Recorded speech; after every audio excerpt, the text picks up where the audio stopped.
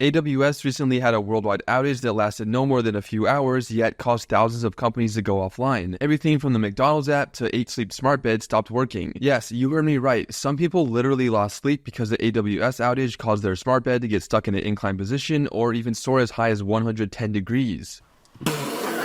But wait, it gets even better. Back in August, the AWS CEO said that AI was now producing the overwhelming majority of their code. And what do you know? Fast forward a few months later, and AWS is the root cause of a global outage that affected thousands of products and services and disrupted the lives of millions of people.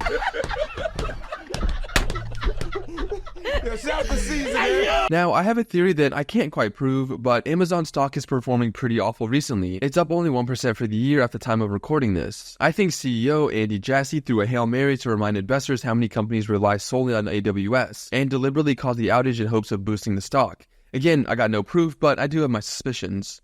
My name is Jack, and thank you for watching Peak Productions, the #1 place to stay up to date on all things business, finance, and technology.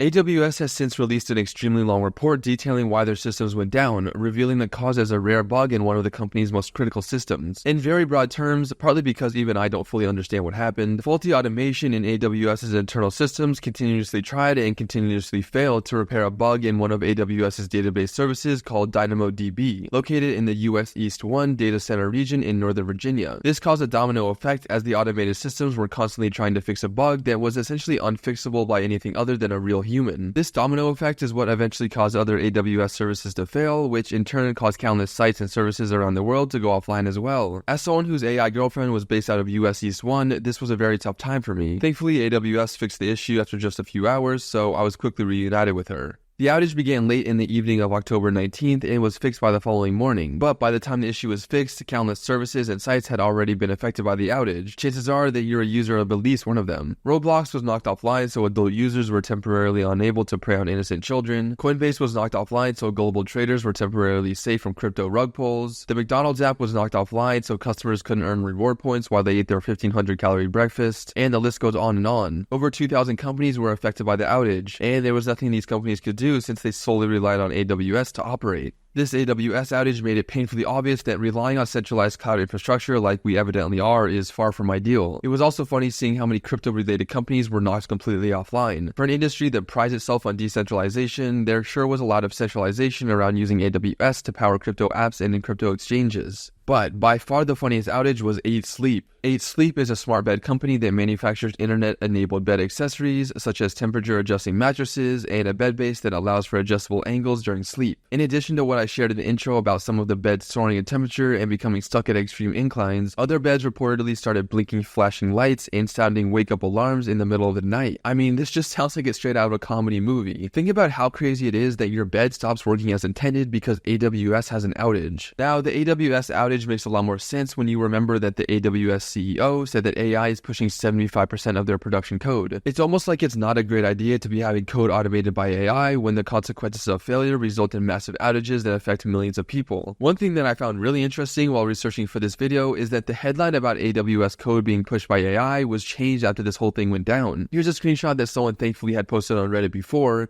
and here's the article now after the outage occurred. Yeah, it looks like Bezos made the boss call and got the headline changed. And the cherry on top of the whole situation, despite the global ramifications of their AWS division going dark and disrupting thousands of companies, Amazon's stock was unaffected. It closed the day of the outage up 1.61%. Yeah, nothing makes sense anymore. Like the video if you enjoyed, and don't forget to subscribe to stay up to date on all things business, finance, and technology.